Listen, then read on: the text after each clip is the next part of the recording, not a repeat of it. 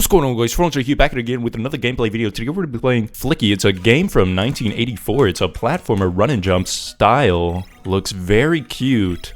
Japanese looking. Throw object at cat. Very fun. Get chicks. Kill cat. Pot throw. So the graphics for this game are pretty simplistic. Pixel based.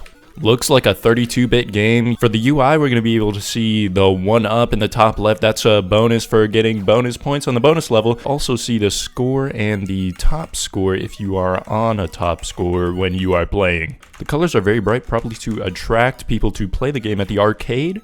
As far as the characters, you are a bird named Flicky, and you need to collect chicks by running into them. Then you throw things at cat.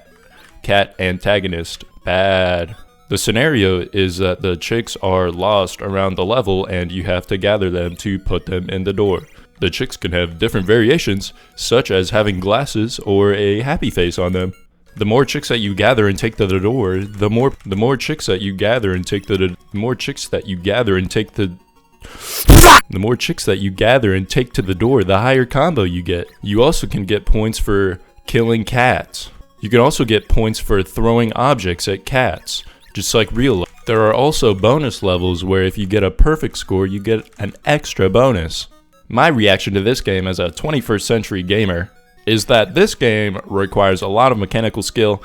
It's pretty hard and I could not get past level 9. This is probably to make it so that you have to spend more money. I can draw some connections between this game and some recent ones.